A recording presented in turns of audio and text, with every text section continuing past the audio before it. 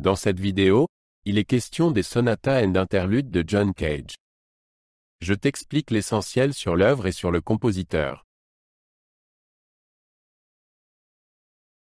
John Cage a composé les sonatas and interludes entre 1946 et 1948, à une époque où Cage s'intéressait de près à la philosophie et à la musique indienne.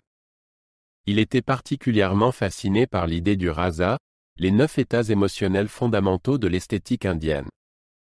Cage voulait exprimer ses émotions dans sa musique. La pièce a été écrite pour piano préparé, une invention de Cage dans laquelle différents objets sont placés entre les cordes du piano. Les sonatas and interludes se composent de 16 sonates et de 4 interludes. Les sonates sont organisées en 4 groupes de 4 pièces chacun, séparés par les interludes. Chaque sonate a une structure et une longueur différentes. Certaines suivent des formes traditionnelles, d'autres sont plus libres. Les interludes servent de transition entre les groupes de sonates. L'œuvre entière dure environ 70 minutes en exécution. Pour les sonatas and interludes, Cage a utilisé un piano préparé. Il a placé des vis, des boulons, des gommes et d'autres objets entre les cordes de l'instrument. Le son du piano s'en trouvait radicalement modifié. Il en résultait des sons percussifs, semblables à des cloches et exotiques. Cage a rédigé des instructions précises pour la préparation afin d'obtenir les sonorités souhaitées. Cette technique élargissait considérablement les possibilités sonores du piano.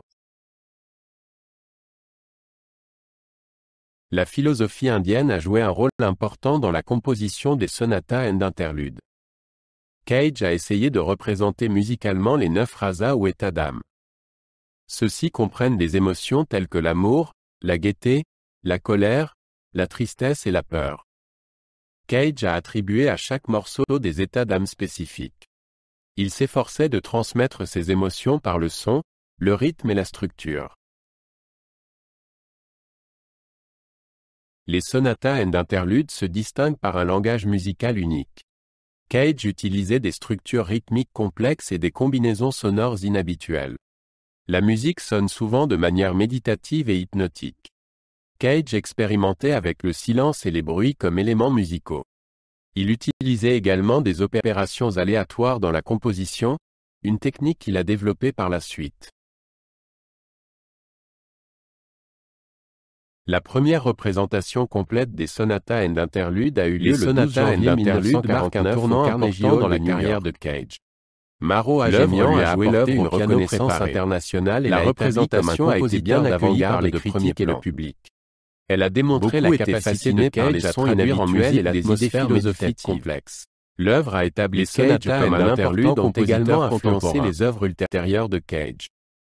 Elles ont posé les bases de ses expériences avec le hasard et l'indétermination dans la musique.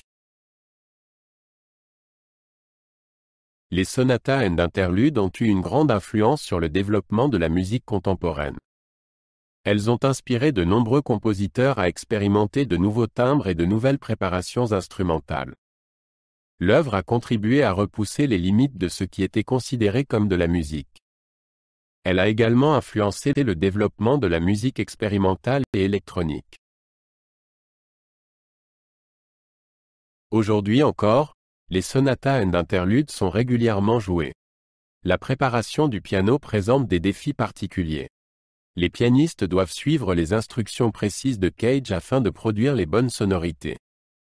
Certains interprètes expérimentent différentes méthodes de préparation.